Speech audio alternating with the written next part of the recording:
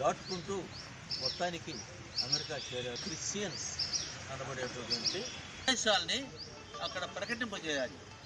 ఆ యొక్క సభలో ఆ సభ సుమారుగా వాళ్ళ ఉద్దేశం ఎవరంటే మా యొక్క క్రిస్టియన్ మతం చాలా గొప్ప అని చెప్పాలి అని చాటాలి.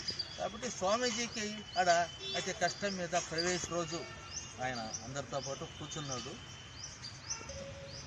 మళ్ళీ మాట్లాడతాం ఇట్లే చెప్పుకుంటూ వచ్చాడు. ఆయన చిట్ట చిన్న కూడా ముగింపు సందర్భంలో ఆయన్ని बोलो भारत माता के मातरम मातरम वंदे मातरम मातरम मातरम वंदे मातरम नंदा नंदा विवेकानंदा नंदा नंदा विवेकानंदा नंदा नंदा विवेकानंदा नंदा नंदा विवेकानंदा नंदा नंदा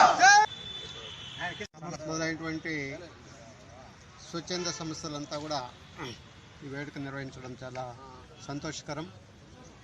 వివేకానంద గురించి ఇప్పుడే పెద్దవాళ్ళు చెప్పారు. మనకు కొన్ని వందల సంవత్సరాలకి కావలసినటువంటి ఆధ్యాత్మిక బలాన్ని జ్ఞానాన్ని ప్రసాదించినటువంటి మహోన్నతమైనటువంటి వ్యక్తి. కాబట్టి ఆయన సందేశాన్ని మనం స్ఫూర్తిగా తీసుకుని యువతలో అయితేమి విద్యార్థులు అయితేమి ముందుకెళ్ళాలనేసి తెలియజేస్తున్నాం. Arise awake until to reach your goal అనేసి లక్ష్యాన్ని చేరుకునేదాకా తన ప్రయత్నాన్ని కొనసాగించాలనేటటువంటి ఒక గొప్ప సందేశము మనం స్వామి వివేకానంద ద్వారా విన్నాం. తర్వాత ఆయన చేసినటువంటి సేవలు అయితే మన హిందూ మతానికి కావచ్చు, మన యొక్క భారతదేశ సంస్కృతిని ప్రపంచ నలుమూలలా వ్యాపింపజేసి గొప్ప కీర్తి వచ్చేటట్టు చేసినటువంటి మహోన్నత వ్యక్తి.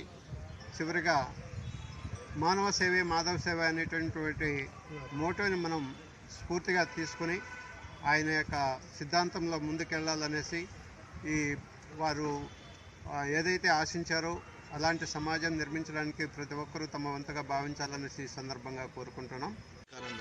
ఇది వేదాలు, ఉపనిషత్తులు, భగవద్గీత వెలిసిన వేదం. ఈ దేశంలో పుట్టడం అంటే నాకు ఈ యొక్క హిందూ జాతికి ఒక గొప్ప గౌరవాన్ని తీసుకొచ్చారు. హిందూ మతం యొక్క ఔన్నత్యాన్ని చాటారు ఆయన దేశంలో, ప్రపంచం అంతా కూడా. రామకృష్ణ మిషన్ అనేటువంటి దాన్ని కలకత్తాలో